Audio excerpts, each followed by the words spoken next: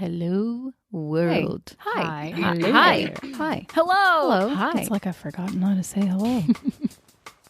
Hi, everyone, and welcome to this week's episode of Life with CACA, the show where producers have candid conversations about the messy parts of life. I'm your host and fellow producer, Carolina Gropa. The world is a bit scary right now, so how are you doing? How are you feeding your soul? You know, normally we try to take life one moment at a time. However, recently it feels more like one breath at a time. No matter what you're feeling during this uncertain time, please know that it's okay. I'm here for you, I got you, and we will all get through this together. Cool? This week on the show, I sat down with Rachel Sussman. She is a Tony-nominated theater producer who also happens to currently be in quarantine with her BFF, the marvelous Miss Maisel herself, Rachel Brosnahan. She is a delight of a human who radiates positivity and believes in hope. She is exactly what the show and I needed this week. Please forgive the audio quality of this week's episode. Rachel was actually in New York and we recorded remotely using Zencaster. Also, I realized I was not recording my side of the conversation for the first minute, so that's why you hear Rachel talking and no response from me. Life with CACA, I tell ya. So, without further ado, let's dig in and hear from Rachel. Yeah, hi. It only took a global pandemic to make it really happen, but we did it. Yeah, it's pretty dark here. I would say, we sort of started practicing social distancing. It happened so quickly. Like when it did, it was immediate. Like within 24 hours, most of the folks I work with in my industry are out of work now because Broadway shut down on Thursday. And now there was like an official mandate from Mayor de Blasio that all of the restaurants and like any other gatherings are going to cease, although they're still allowing deliveries, food, etc. But it's like leaving it on the porch. But it's just like you're sort of forced into a quarantine period. I think the responsible thing to do is to go into quarantine and practice social distancing. So we have been doing that. I've been uptown, sort of in my home for 4 days. Yeah. So it's been strange, but also I feel, from the ashes comes the phoenix or whatever. So I think that hopefully this will create more compassion and will help us all realize how interconnected we really are. Yeah, I mean, it's interesting. It's tricky to not, I have a lot of friends who obviously are freelancers or work in industries that are severely impacted by this and don't have a safety net, really do live paycheck to paycheck. So I know that for them, this is a really scary time. And some people do have the luxury or the sort of comfort of knowing that financially, at least they're going to be okay for a little while and they can lean in more to like taking this time for self-care and creativity. And so 100%. If you're listening and you're one of the freelancers I mentioned who is affected by this, you're not alone. I have a couple of other friends who are, all working to find solutions and ways to support one another during this time because it's uncertain how long it will last. And so, definitely important for me and for everyone listening to know that like we are super aware. And if there's anything I can do to support and my community, we're here to do that. So with that said, thank you again for making this happen during a global pandemic. And also, I want to say, I'm working specifically on some artist relief efforts for freelancers and those in the economy. And Great. there's a really great resource list going around. I don't know if you have it, but I'm happy to send it to you. And it's COVID-19 freelance artist resource.wordpress.com. And it's been collating sort of like all the various efforts that are going on. And this is a little more specific to folks in the arts, but a lot of the folks who work in the arts also work in a lot of other industries as supplemental income. So I strongly encourage folks who are feeling stressed and anxious to look at this list and find various forms of relief on there. Absolutely. Well, on that note, let's talk about something really positive and amazing, which is you. I'm so grateful we connected. I don't even remember how I found you, but somehow I found you last summer, and I found you guys were, I think, in the middle of previews, or maybe was it already on Broadway with What the Constitution Means to Me? Yes, I think that we were. I think we were in previews. I don't know if we'd even officially opened. Was it last fall or last spring? I remember the first time you messaged me. Yeah. And it's taken us almost a year, I think, to actually happen. But yeah, now Constitution, I mean, is sort of become a really exciting, not only piece of theater, but I think response and call to action. And we were a successful show, not only artistically, but financially on Broadway. And now we're congrats. Wow. Thank you so much. Yeah, you guys just had the LA run just close and would be going to San Francisco, I think, next wing of it, but I think it obviously is postponed. But I did get to catch it while it was here in LA a few weeks ago, and I was completely blown away. I've never seen a piece of theater that was like this, you know, where it was so interactive but still you're still in the world and the characters break the fourth wall, but in a very unique way. And I felt like it was extremely effective to include the audience, and the way that Heidi built this world. Kudos to you guys and the team, because I think it's an important piece of theater that everyone needs to see. Oh, thank you. For sure. Thank you. Yeah. I mean, yeah. That's sort of my mission as a theater producer, is to try and help share works and give them a platform that feel like they not only have something to say, but are sort of challenging the status quo and forcing people to sort of perhaps encounter a new way of thinking, and to do that through art, which, you know, promotes empathy and compassion. And this is certainly the kind of show that you leave and you don't immediately go, so what's for dinner? You right think about it and the themes and what Heidi's really saying about our Constitution, and the plot of the show, just as an overview, is when she was 15, she was on a debate team where they would debate on various constitutional amendments and concepts. And she was obsessed with the Constitution as a teenager. And now she's a 40-something woman living in the world and has a different relationship to the Constitution. So she's sort of like reconciling her once love for this, how she feels now, which is a very complicated view of this document, which has been written and done its job of promoting those in privilege and those in power, and really not necessarily taking care of the most marginalized in this sort of systemic world. Yeah. And what I loved about it is the way that they made the Constitution so accessible, the writing, the actors, to really take these concepts that are so stuffy in many ways, you know, like we've all sort of know of the Constitution, know the Bill of Rights, have read the Constitution, but I don't think I can only speak for myself, especially being an immigrant and not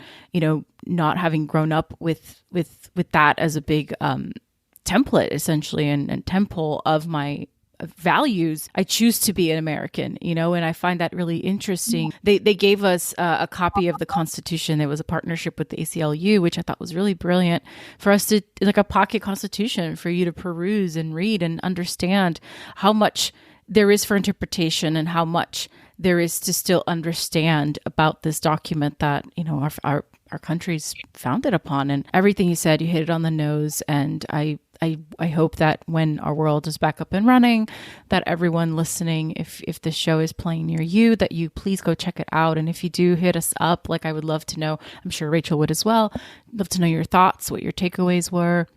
That is the power of art, to give us a safe place, right? To experience things that otherwise would be a little scary or daunting or a bit aggressive, perhaps. And I just think you guys really walked the line of doing that extremely well, you know, and really planting these seeds of ideas and thoughts and letting us kind of just marinate on that and go, whoa, I never had thought of that way, And I think that's at its best, to me, that's what art does. And to me, I think you succeeded. So kudos again. Thank you so much. I really appreciate it. But so to back it up, I just want to take it to the beginning with a little bit of your backstory, how you discovered producing. Yeah. So I grew up in Metro Detroit. I went to public schools there. I had a really extraordinary performing arts company at my high school, and I was very actively involved. I got really into theater. Nice. In a youth repertory company when I was in elementary school. And I loved musicals like Les Mis and Cats and Annie and Sound of Music, sort of like all really big classics. And I also was a dancer as a kid. Nice. And I sort of committed myself wholeheartedly to the theater, and I just loved everything about it, like from the history to the actual production on stage and being an actor. So I really got into theater more so as an actor, because as a young person, you're sort of taught there's on stage and there's off stage, and off stage is generally running crew and wearing black and you're moving scenery around. And I wasn't super interested in that. And I loved being the center of attention as a kid. So I really got into theater and wanted to pursue it as a career. I went to NYU Tisch School of the Arts in their drama department. And my big pitch to my parents for why I should go to NYU, and I'm very grateful that I had the opportunity to do it, because it is a private university and they don't offer a lot of funding. I told my parents I was going to intern every single semester, and I was going to network, even though I didn't quite know what that meant, but it felt like a fuzzy thing. And my parents were so impressed by my plans. They were like, wow, you've convinced us. You should definitely go. So I did intern every semester. And my sophomore year, I was interning for this major nonprofit theater in New York. It's called Second Stage Theater. And I got to be a part of a developmental process, sort of like a fly on the wall as they were creating a brand new piece of theater. And I just had this epiphany during that time of, oh my gosh, I want to be a part of making the thing. And my experience thus far as an actor had been, you come into the process a little later, once everything is sort of like set into motion and you help bring it to life. But I wanted to be there from the very beginning. And I realized that that was much more the job of a producer, and specifically a creative producer, to sort of put the pieces into place and create strategy and timeline and work with the artists, as well as sort of like a production team to manage everything and keep it moving forward. Yeah. Was there any, during your time at NYU specifically, was there ever any focus throughout the 4 years on producing? Well, I was in an acting studio. I don't know how familiar you are, Tisch, but right? NYU has. Yeah. Yes. So Tisch draws a couple different kinds of, there are different acting studios which study different techniques. And it's sort of like the sorting hat from Harry Potter. You're sort of in one, but in your audition and interview, you can have a preference, and they try and give you one of your three preferences. So I started in a program at the Strasberg Institute, which is a Stanislavski-based method. It's called method acting. It's psychologically based. And I did that for 2 years. And it was sort of like, that sophomore year was when I was starting to really shift my focus from wanting to perform to wanting to produce. At NYU, in your junior year, you can actually transfer into another studio if you want. So I moved into the experimental theater wing, which was basically the opposite end of the spectrum, because the focus was so much on physicality and on out of your head. And most of my friends ended up in the experimental theater wing because it was so flexible, and it was sort of about stretching yourself, not only as an artist and a creator, but as a human being. And it really taught me lessons for life. I think everyone should do experimental theater or improv or anything that gets you in your body just as a human. I think it just makes you better at whatever it is that you do. I wish that was mandated. I know. Well, and I was, when you're 18, 19, 20, you're still like pretty self-conscious and trying to figure out who you are. And then I got to be in a program where they kept saying who you are is exactly right, and don't try and make yourself someone else, but rather like convince people to love you the way you are. I love that. A huge Eureka thing as like a 20-year-old. So I was also lucky because the experimental theater wing did these independent projects. So every senior had to sort of create their own piece of theater, and they would cast the other students. And I, instead of doing that, asked the head of the studio if I could produce someone else's show, and that could be my independent project. And because they're sort of in the world of yes and trying to sort of support all of these experimental ideas, they totally said, go for it. So I got to produce a show my senior year at NYU. And I was also producing a bunch of concerts and continuing to intern outside of school as well. Well, and how was it producing your first show? Looking back, what you thought producing was versus what it's now, become for you. What was that experience like? I mean, it was so like, looking back on it, my heart goes out to like young me, because I put myself in charge of the fundraising, and that was a time where crowdfunding was starting to be a really big thing.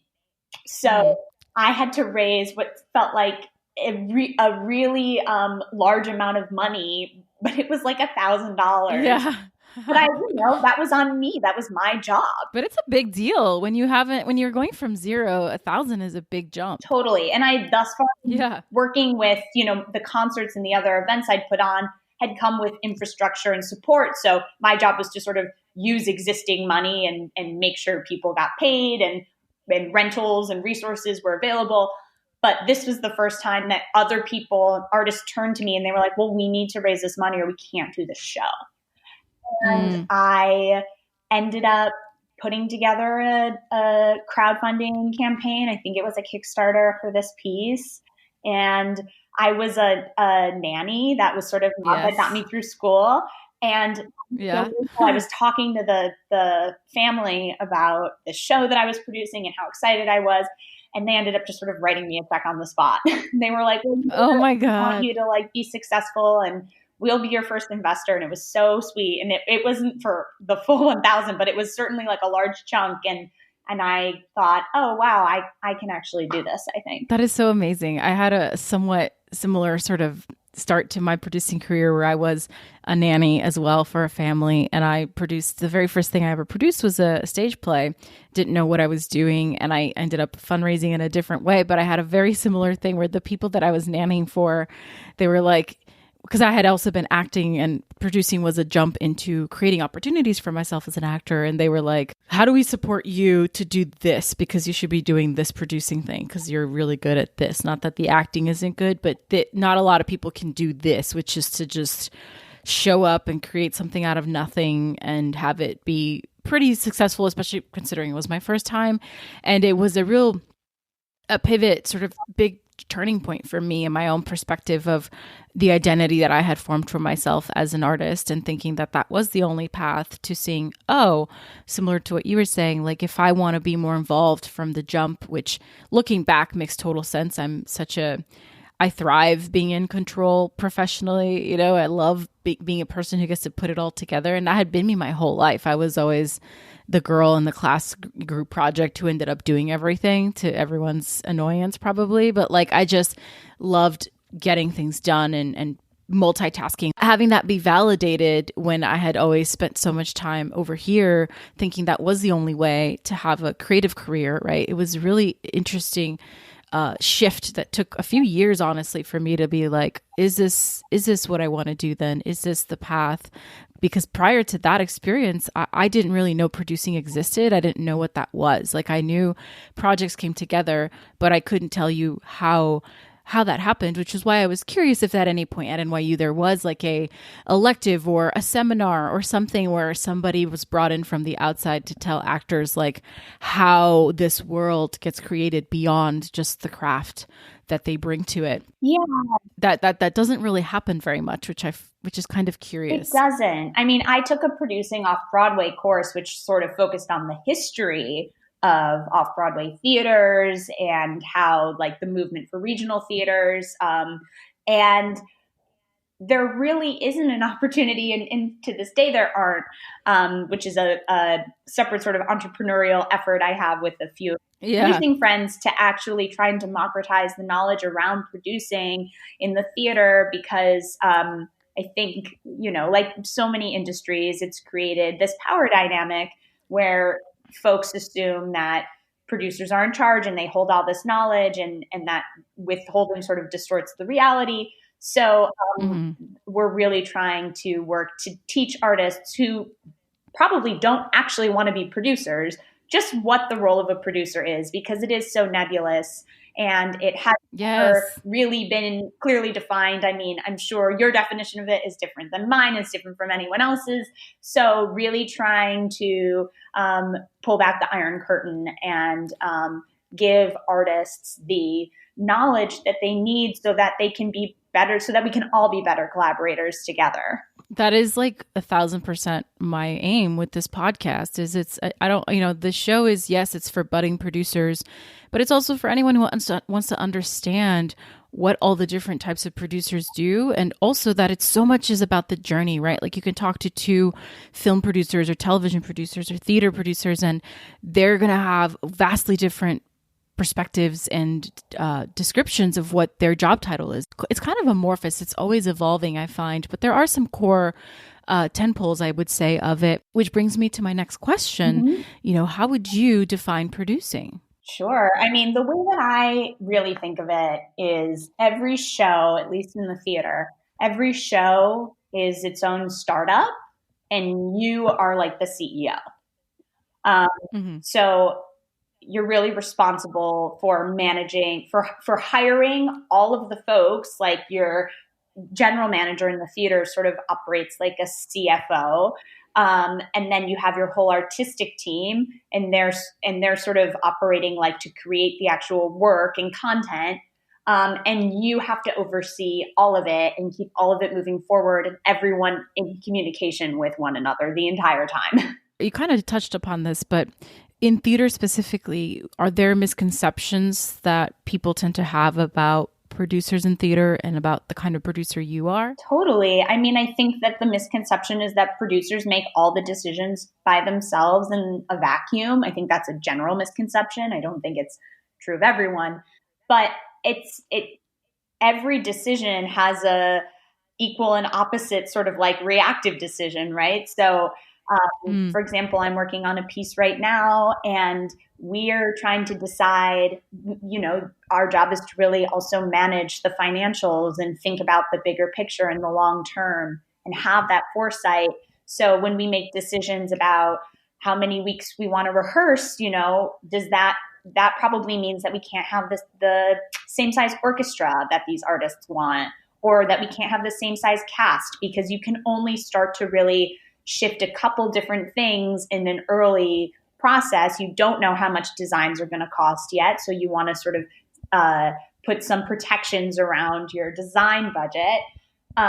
So you have to really start to think about what are the sort of movable pieces, and are we all going to be on the same page about doing that together? So any decision you make that affects one department is going to have ramifications that affect many other departments. Yeah. So would you describe then, using, I guess, maybe Constitution as an example, from concept to theater, the steps along the way, broadly speaking, and just what it's really like to take a show to Broadway? Because I think many people, I'm in a very different side of producing. So for me, it's something that I've always been curious about, and I don't know how that sausage is made, So if you could kind of break it down as easily as you can for my 3-year-old brain.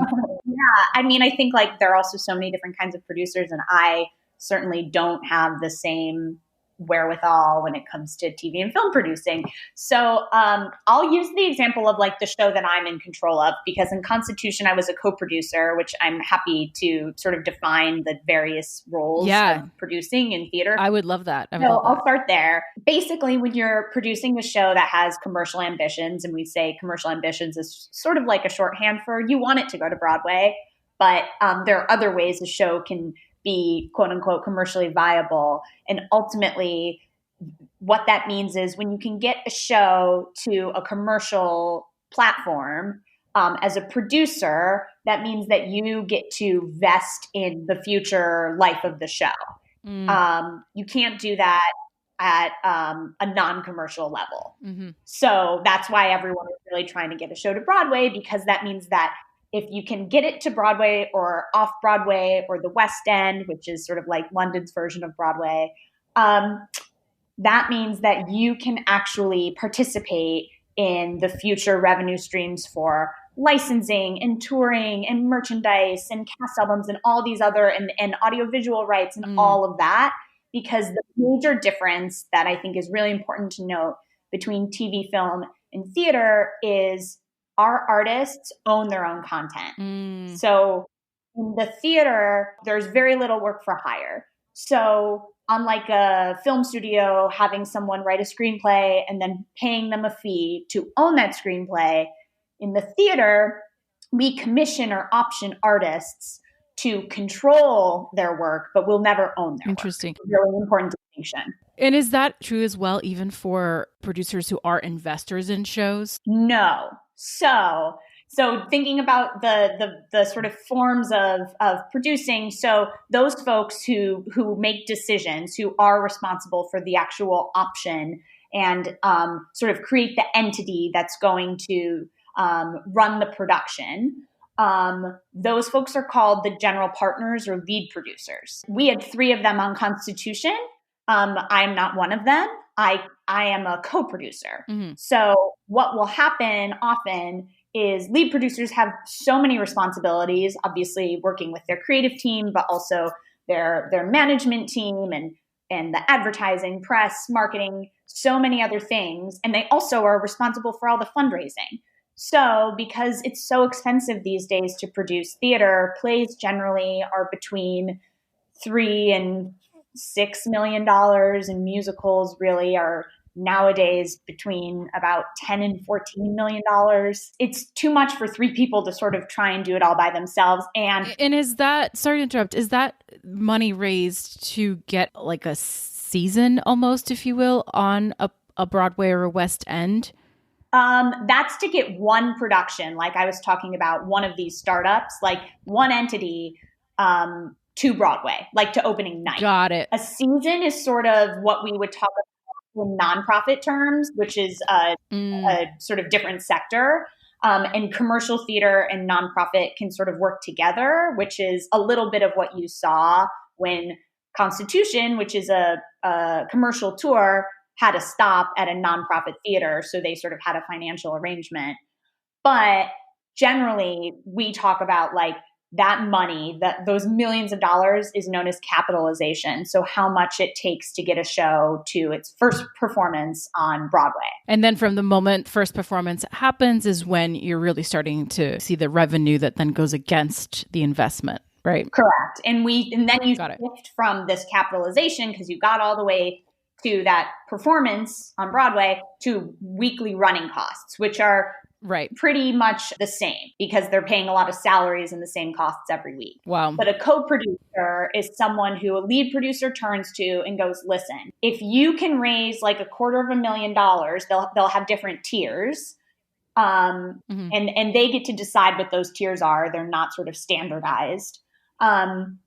But they could turn to someone and say, if you can get me $250,000, which, you know, maybe you put some of your own money in, or you just raise it from other people, I will give you, I'll carve out a piece of my back end as a producer. So if we're successful, you will participate in that success.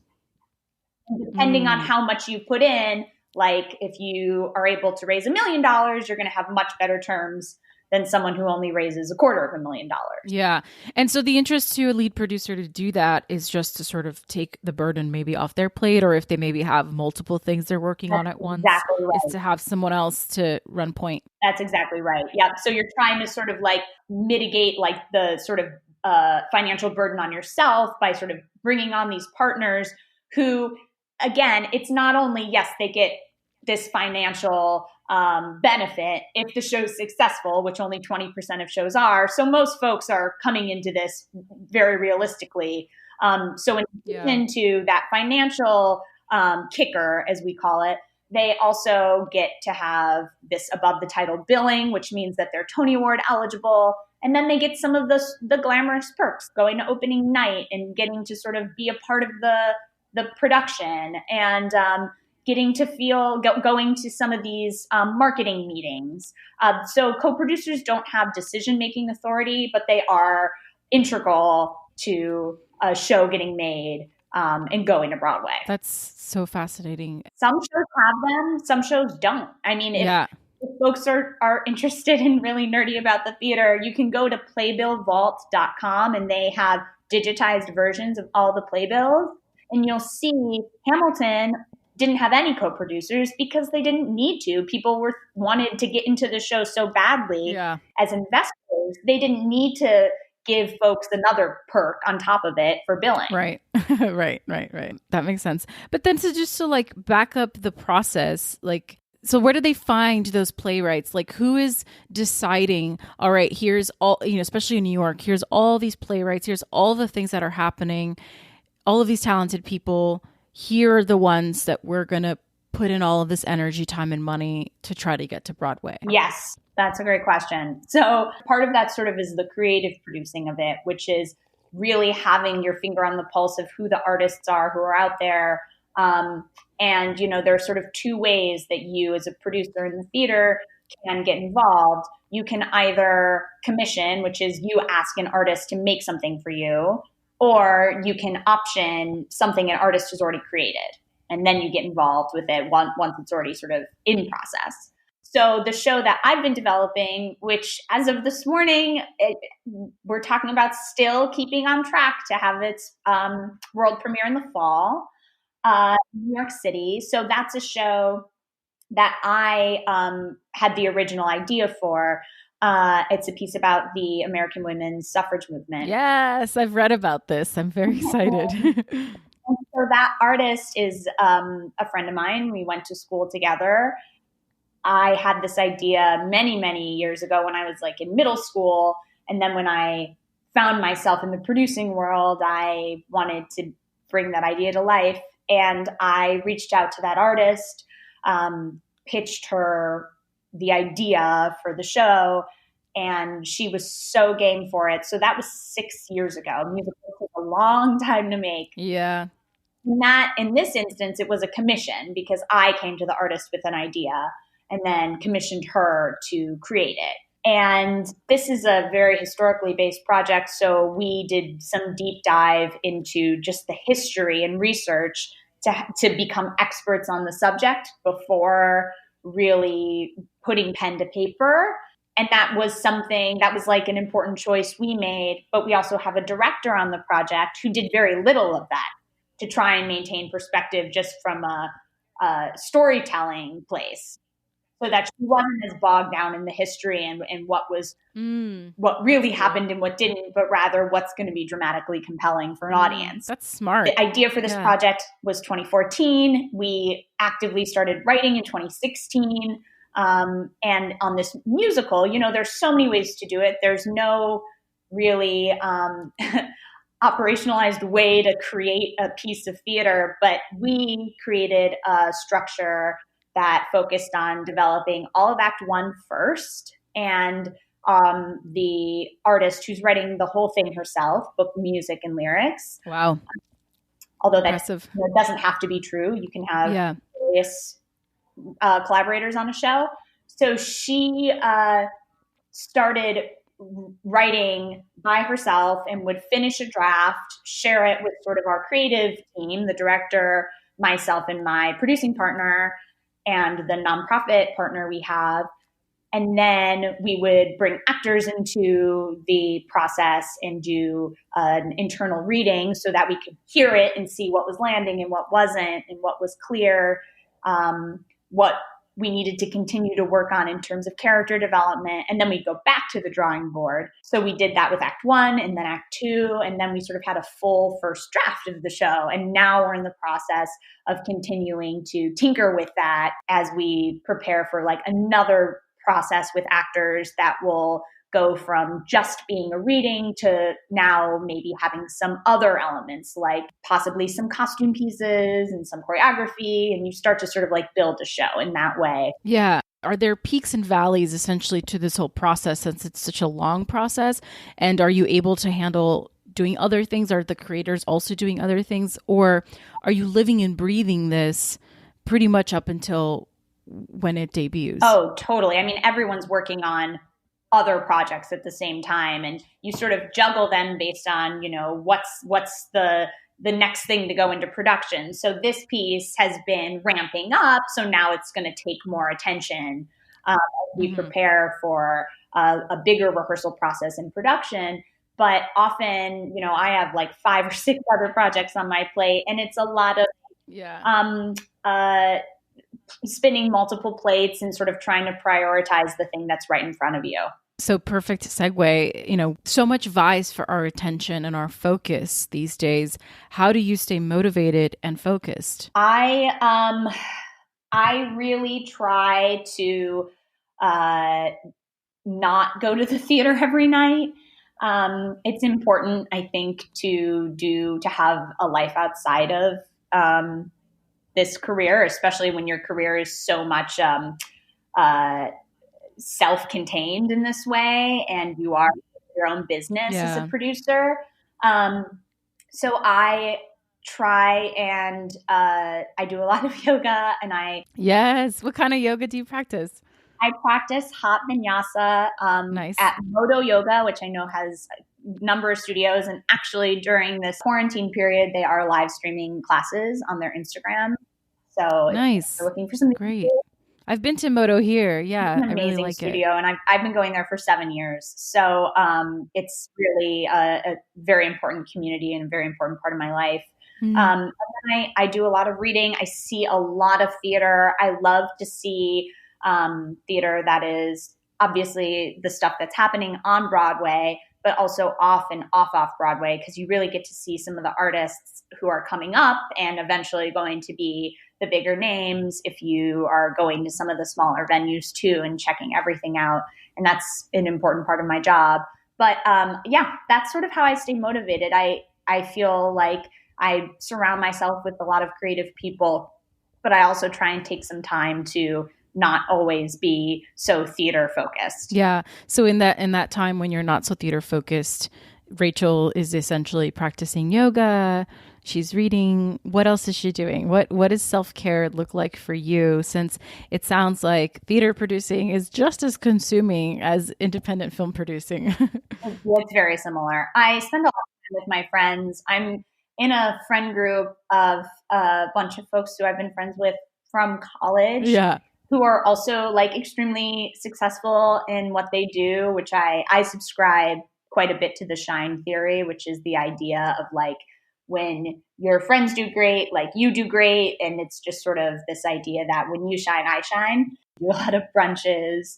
I'm very close to my family, even though they're in another state. So I talk to them all the time, but I try and stay connected to a lot of people who also don't work in my industry. Yeah, it's so important to have see the forest from the trees sometimes. You know, I think, like you said, it can get very insular, and sometimes it can almost be so myopic because it's all you think about, read about, and especially with film and television. You know, it's like even theater, but like film and TV is a lot more accessible for people. So it's like what most people use to decompress, that is my work. So even for me, sometimes it's hard to watch a show and not be thinking about it in the context of work in some way, shape, or form. So I have to find other things to give my brain a break. It's challenging, but yeah. So what would you say are some of the hardest parts, the most challenging aspects of what you do? Totally. I mean, I think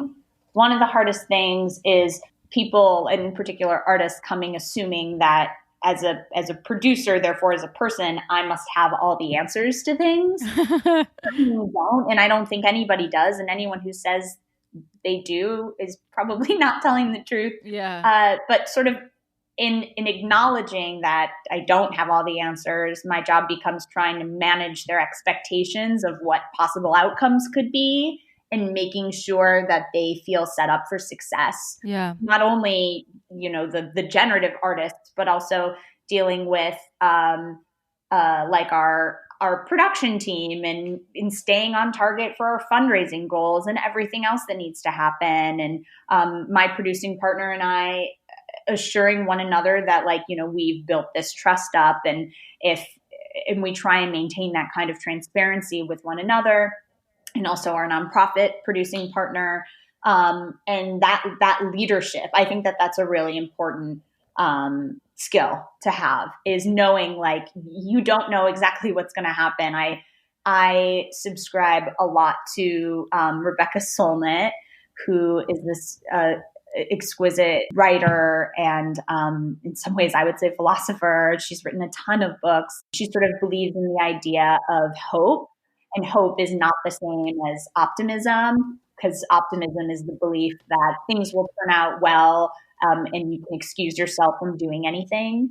And hope is the belief that you don't know what will happen, and in that space for uncertainty is room to take action. And that is sort of how I live my life. I think it's very relevant to this moment we're in. Yeah, I was just gonna say, there's your theme, the theme for your episode. I just found it. It's hope. Yeah, I think it's all about hope, and it's also sort of very similar, I think, to the way that Václav Havel sort of lived life. And it's something that also I think is threaded through the show about the suffrage movement. It's very much the thesis of the show in some ways as well.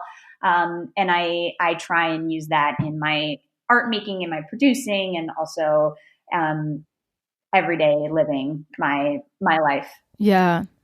That's beautiful. I love that. I'm going to steal that, especially during this trying time. I know. So, the name of the show is a bit silly, but I think very poignant in that it's called Life with CACA, which sort of speaks to my nickname, but also to the messy parts of life as it pertains to producing specifically. And nowadays, there's such a light on the highlight reel of our lives and our careers, and people can look at your Instagram or, the things that you have accomplished and think they understand the challenges and the hurdles that you have faced to get there. So I'd love for you to speak to, some of the challenges that you have faced along your path. And I'm particularly interested in how you've gotten through it, because obviously here you are, you're still crushing it, still having the stamina to keep going. I'm sure it's not an easy industry, the theater industry, especially with people less and less going out to see live theater, live performances of any kind.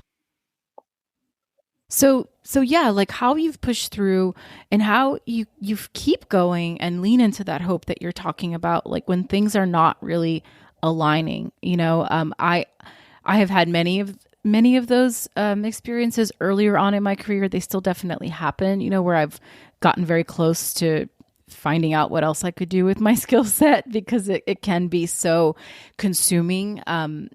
And so very long-winded question, but if you could speak to that. Yeah, of course. I mean, I think one of the biggest challenges is like the TV film industry. It's historically been this old boys club. And I would say even since I started producing a decade ago, there's been so much more diversity in terms of leadership. There's so many more women, and still we are not, as well represented in terms of people of color, which is something that I advocate for and want to continue to work on. But yeah, I started and I was a young woman, and I certainly it was challenging to be perceived as someone who was less than.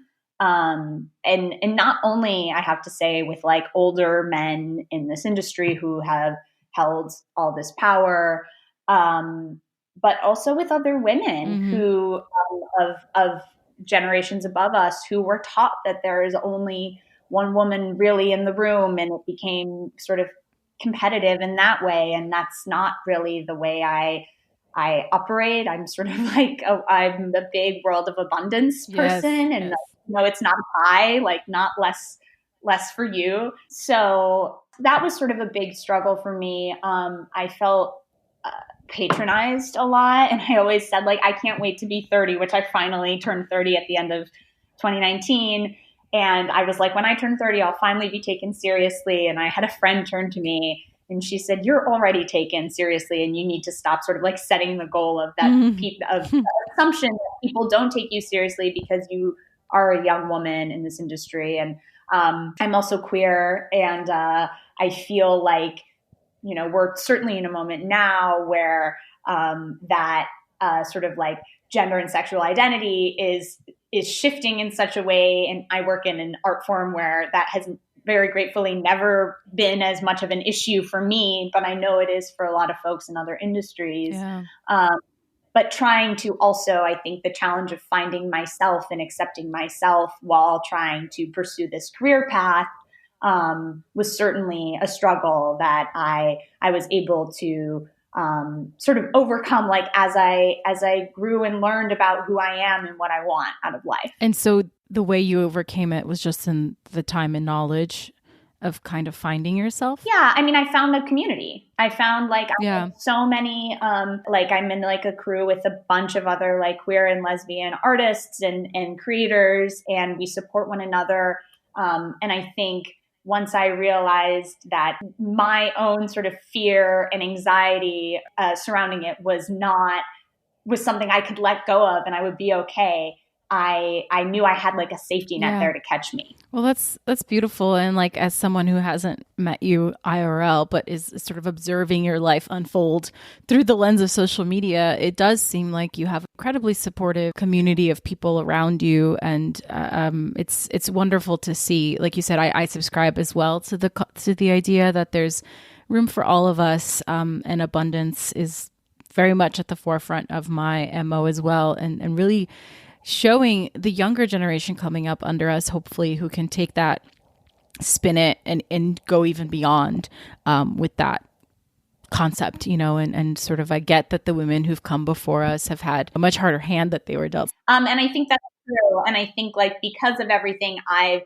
either personally been through or observed, like the mentoring of the next generation and cultivating that next generation is very important to me and is something that I advocate for on a daily basis. Well, thank you for doing that. I think we need more of us out there sprinkled throughout the world doing that, because I believe that is how we create the sort of future of our industry that we want to see in the workforce, and inclusion and all of these ideas are very, very important, that we can all operate from a place of love, because that is where the best art and the best collaborations are created. And if you're instilling the opposite, I can only speak as well for like sets, like I have really felt and noticed the difference in the attitudes and even the work that is created when you are creating an environment of fear, of lack, and the attitude that people bring to that. It doesn't have to be that way.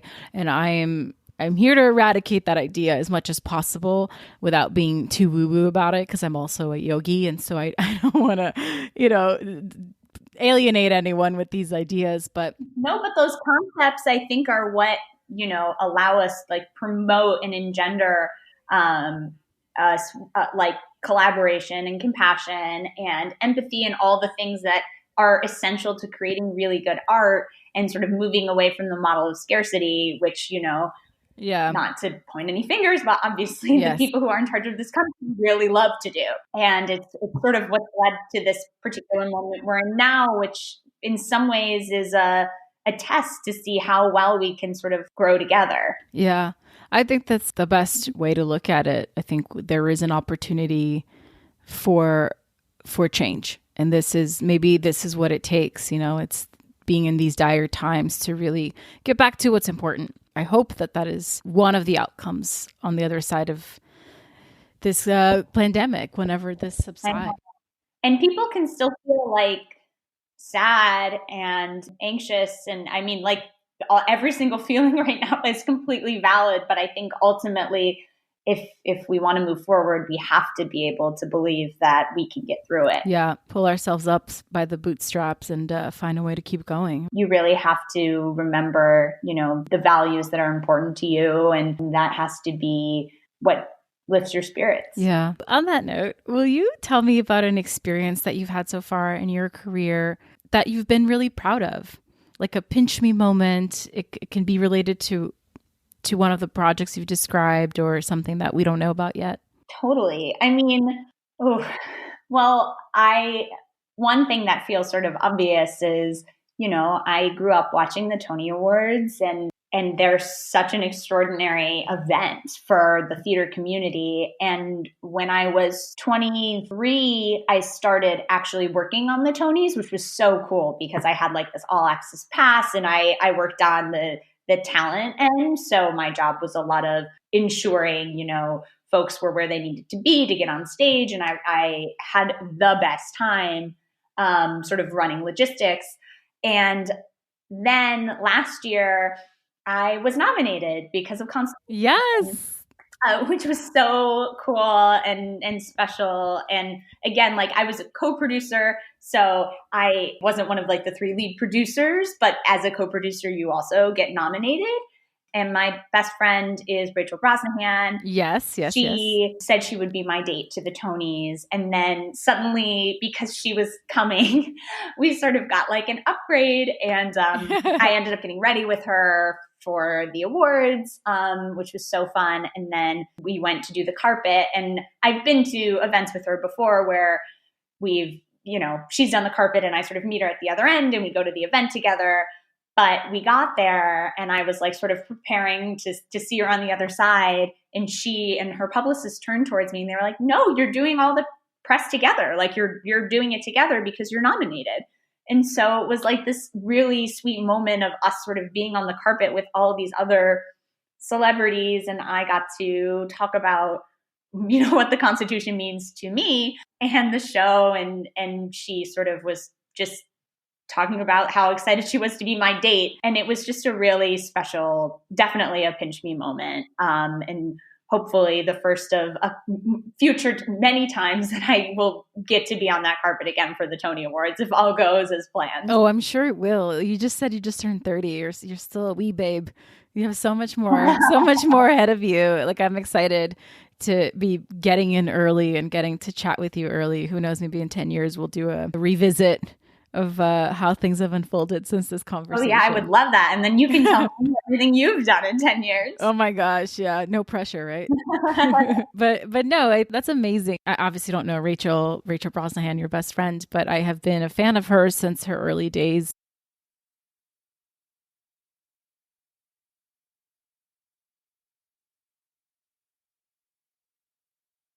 I remember seeing you guys, I think on your Instagram, doing all the red carpets together. And it just filled my heart with so much like pride, even though I don't know you guys. I was just so happy.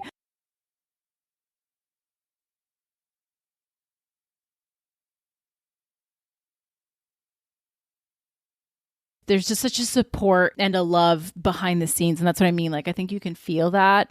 And it warms my heart to see people succeeding that have nothing to do with me, being little sparks of light and hope throughout our industry and doing good things. And so stay tuned for that.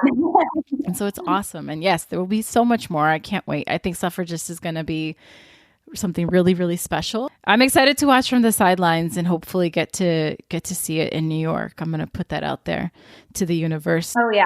As soon as there's more info, I'll make sure that you have it. And yeah. Just like, Rachel and I have been friends since freshman year of college, and she is as good of a person as you would hope her to be. And she is, not changed at all. I mean, she is so down to earth and so uses her platform for so much good in the world and inspires me every day. And we're sort of in quarantine together. I saw that you guys you were teaching her. I don't know. There was another guy, like a yoga class. Is that what that was? Yeah. On Instagram? Yeah, that was her husband, Jason. So we did one of the Moto Yoga live stream classes together yesterday. But Nice. because Jason like really doesn't do yoga and it's not Rachel's sort of primary form of exercise, I led the class because I know what all the moves are. Yes. And their dogs also did yoga with us. So in this time when, I live alone and it can be pretty isolating, it's amazing to have a best friend who lives so close that we've sort of decided that we're in our isolation cell together. Yeah, I love that. And you get to help her deepen her yoga practice at this time. It's awesome. Totally. Yeah, no, it's been really great. And we were, in Italy last month, actually, right before everything. Yeah, I messaged you, remember? Because I was like, "You're in Milan. Are you okay?" We were okay. Yeah, no, our incubation period ended, and we're both fine. But it was scary, and obviously, Italy is in a very dire situation now. Yeah, behind them on the timeline. But thinking about, I will have very fond memories of our time there, sort of Fashion Week. Yeah. And it's fun to, do all of that and get out of the theater world and engage with other arts and other folks who are making amazing things. So I always love being a part of that and going to events with her. Yeah, I love that. It's so interesting because I've been having conversations like Corona related conversations, but even you can't really talk about anything without talking about it because no idea what's going to happen. And we're living in such a strange situation that no one has any understanding of right now. Well, talk about, moment to moment living and what an opportunity we have. If you're not obviously panicking, hopefully when you take a step back to really be present moment to moment, because this is the first time we've faced something like this and nobody truly knows what's next. Absolutely. I feel like there's no way to predict what will happen, except that if we can see this through, it can create, I think, spaciousness for us to actually be a more connected, kinder world to one another. Yeah, it's I'm enjoying it so far. I'm leaning into that part of it, making the best of it. Totally. I agree. I'm trying to stay positive and throw myself into other efforts. And I love to read. I have so many books I want to catch up on. I'm like big into Goodreads. So I put together a list. Actually, it's on my Instagram of like my bookshelf for the I saw, yeah. Be held accountable to continue reading and not, aimlessly scrolling on my phone in a panic. When I post your interview, I'll also include a photo of all your books that you said you were going to read, and we can all help you stay accountable. So I do have one final question for you. I just want to be mindful because we are about the hour mark. Of course. If you did want me to mention plugs here on air, since TBD, I guess I don't really know what's going on with ENDLINGS. So I was the commercial producer on a show with a nonprofit, which for the education of it all, that's called enhancement, when a commercial producer works with a nonprofit partner to quote unquote enhance their production by helping them with some additional funds. Although the commercial producer either has the rights and has assigned them to a nonprofit, or the nonprofit has the rights, and then after their production, they assign those to the commercial producer. So we were doing a production with the New York Theater Workshop, which is where Constitution was before it went to Broadway, and where Hadestown was, Slave Play. It's where Rent originated. Nice. So we were doing a production of this play, which is about South Korean female divers and also about, storytelling and who gets to dictate what kinds of stories get told and by whom. So the run was very sadly canceled, as so many shows were. There was someone who started this term, which I think this will be known as the lost season. Because when we think about like the Broadway season as a whole, all the shows that are on and all the nonprofits who do a season similar to the school year, it sort of runs September to June, of about 4 to 5 shows. And all the shows really, I think, through the summer are going to be canceled, if not postponed for a later date. So ENDLINGS, very sadly, is not running anymore, but our playwright, this brilliant artist named Celine Song has made the play available to anyone who wants to read it. Ooh. So we are trying to ensure that art still can be shared with those who would like to experience it. I love it. Maybe if you want to send me the PDF, I can actually hyperlink to it as well. Totally. I'm so happy to do that. I mean, they've made it free. And the other thing I'll plug is in this sort of spirit of all these shows that got canceled and all these artists who are being like extraordinarily creative during this period of isolation, there's a new Instagram called Theater Without Theater, Theater RE without Theater ER, which, just in case folks aren't aware, they're different. Theater with an RE is the art, and theater with the ER is the space, the venue, generally speaking. I love it. Yeah. But they're posting live streams of artists sort of singing songs from canceled shows and other entertainment. And I'm working with a couple other artists on some different initiatives as well as relief efforts right now. Those are sort of my, I guess, plugs, as it were, at this moment. And then, you know, stay tuned for more information on suffragists as it becomes public. Amazing. Amazing. Before I let you go, the last note I want to end on is, what advice would you give to young artists who want to produce theater, people who look at what you've created and want to somehow, you know, mirror your career choices? I think the most important thing I learned is that you don't ask for permission. And it's something that I think we're conditioned, particular as women, to do. But you know, when I started my career, I would sort of like politely run everything by others just to like check in. And there's a difference between like being a good collaborator and like, you know, being indecisive.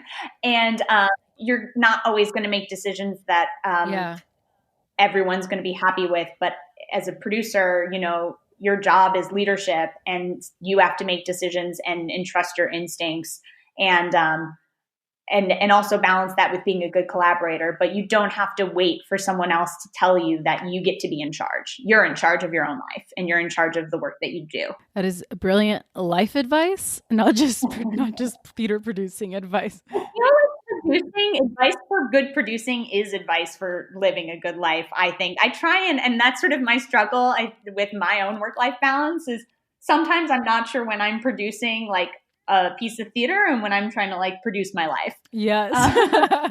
I struggle with the same thing. Yeah. A lot of folks who are listening struggle with it too, because, you know, they are sort of like interchangeable in some ways, and they do sort of like are inextricably interlinked. But I think that's a major thing that I learned, and that I think is really important. And also just, you know, be kind. Yeah. Just be kind to everyone. Even when you get to be in charge, it doesn't mean that you have to do it in a way where you are putting others down, but rather you want to create a space where everyone feels like they have something important to say. And, you know, I'm a big best idea in the room kind of person, not, you know, the person in charge gets to decide what all the ideas are. Yeah. So I think that's a really important thing. And you get to, as the producer, as a leader, sort of like set the tone for how, and create the ethos around which the other collaborators feel like they can participate in a process. Yeah. Yeah. It's like, live a life worthy of a eulogy, not of a resume.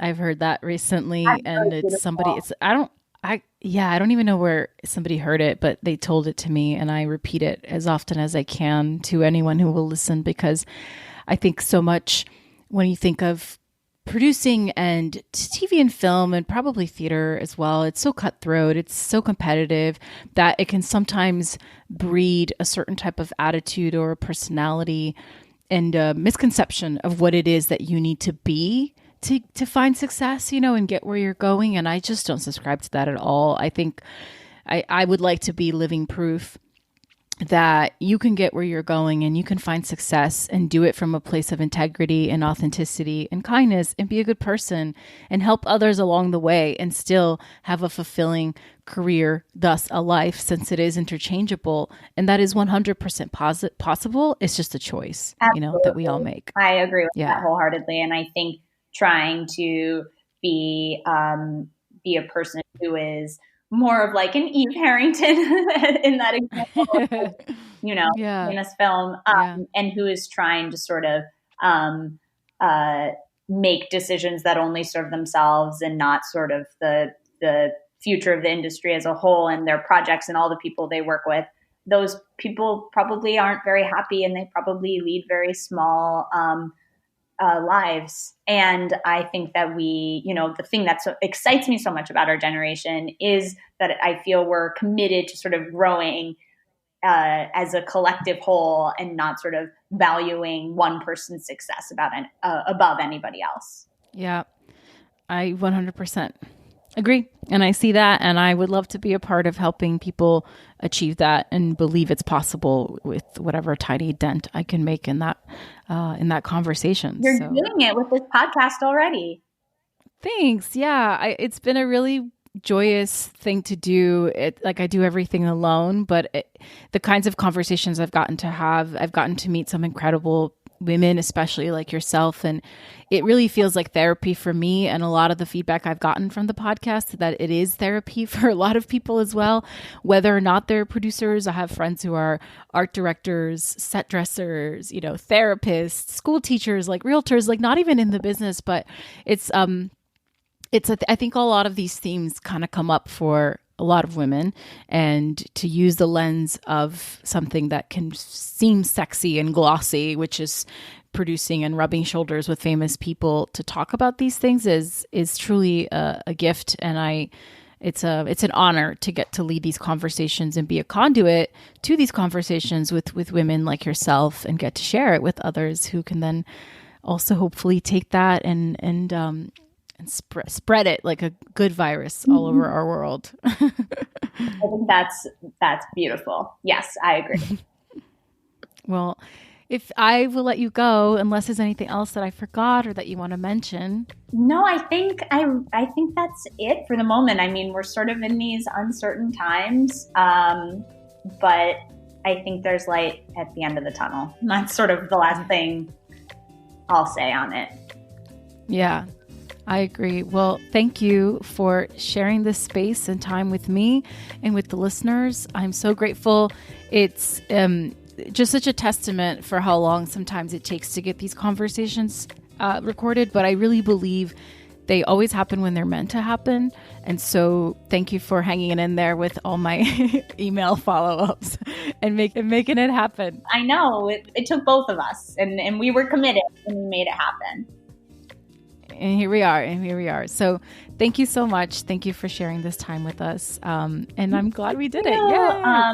And everyone stay safe out there, and take care of yourself, and take care of everyone else too, by social distancing, but not emotionally or spiritually distancing. Yes. And that's this week's episode. Thank you so much for tuning in week after week and doing this live thing with me. I see you. I recognize you. The hustle is real. Keep it up.